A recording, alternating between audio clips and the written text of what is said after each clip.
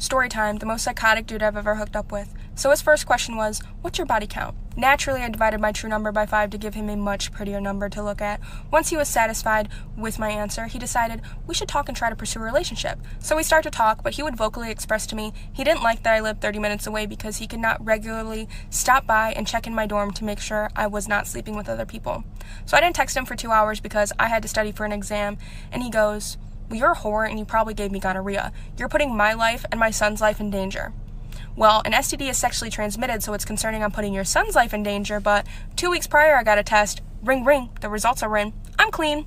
So he then proceeds to say, I will tell everyone you love. I'll make a PowerPoint presentation, show it to your college to show everyone how nasty you are. I wasn't concerned, so I blocked him. He then texts me off of his son's phone and goes, I have an infinite amount of resources. Don't block me again. Trying to scare me. Well, I blocked the son. Radio silence. Where's your infinite amount of resources? Party story time!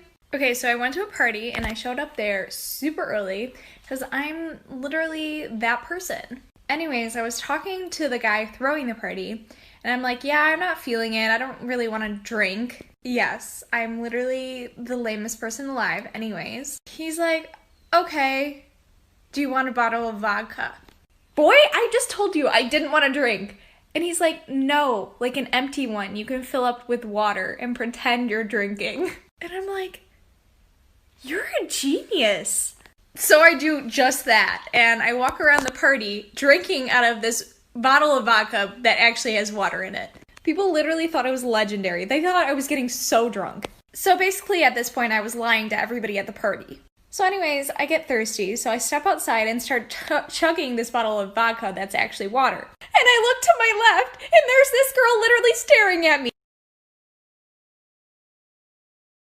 Okay, I have like a really gross, disgusting story time, so just listen. So like in 7th grade, like girls at my middle school thought it was like trendy and like cute and quirky to like piss your pants, like at school, like do it at school. Like, they would, like, laugh so hard that, like, oops, like, they peed themselves. And, like, would keep it on their butt all day.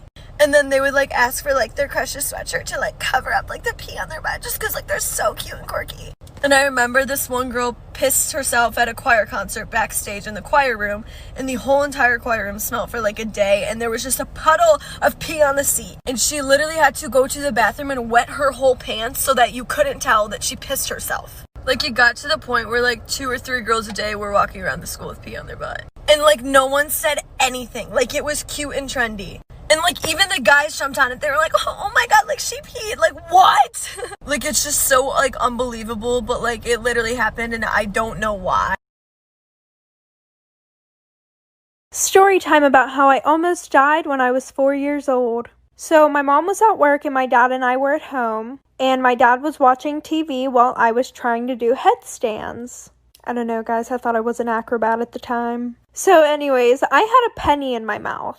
I know, it's super dirty. Don't come at me. I was 4. I didn't know. And my dad didn't know. And every time that I would do these headstands, I would roll over onto my back. Well, I rolled over and I started choking. And my dad looks over and I'm laying on the floor literally like freaking dying. He's freaking the hell out. So he calls 911 and I got rushed to the hospital in an ambulance. And the penny was sticking straight up at the time, so nobody was really worried about getting it out right then and there. And my throat was like holding that penny in place, so no, my dad couldn't do the Heimlich or whatever the heck it's called. Well, the penny flipped. And I stopped breathing and everybody was freaking out and they had to hurry up and get it out before I died. Story time about how I found out that my mom fucked my boyfriend. So a little background information. My mom had me whenever she was 15. So we were always super close because we were so close in age. Well, during my senior year of high school, I started dating this guy. I was 18, he was 20. Well, after dating for a little bit, it was time for me to go off to college. And we didn't want to do long distance, so we kind of just cut it off. And instead of going to college, he just wanted to work, so he stayed in my hometown. And he was pretty close with my mom, too, because during my school year, he got kicked out of his parents' house and came and stayed with us for like a month. And we're going to call him Bryce. Well, I get a text from my mother the one day, and she's like, hey, honey, Bryce wants to know if he can come stay here. His parents kicked him out again. And I was like, no, that's weird. Like, we're not even dating. What the fuck?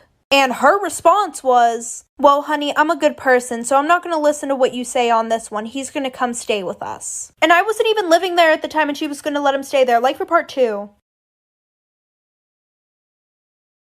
Part 2 about how my mom fucked my boyfriend. So like I said, my mom was trying to be a good person, so she let Bryce stay there. Well, then COVID hit, and my college was basically like, yeah, you guys can't stay here anymore, go somewhere else. So I packed up my things and I went home. And she told Bryce that he couldn't stay there anymore because I didn't feel comfortable with it. As she should. Well, then she started acting really weird. Like, she would leave the house at 2 in the morning and wouldn't come back until like 8 in the fucking morning. And the one night while she was making dinner, I saw a text from Bryce pop up on her phone. So I opened it, and there were no text messages except one from Bryce saying, I won't, don't worry. But I didn't ask her about it because I trusted her. Well, the one night I was going to a party, and I was in charge of bringing the alcohol. Well, on my way to the party, I realized I forgot the alcohol. So I pull up to my house, and I see Bryce's truck outside. So I went around to the window, and in the living room, I could see my mom and Bryce fucking on the couch. I took a video, put it on Facebook, and after that, she was labeled a homewrecker in my small town. After that, I found out they had a whole relationship.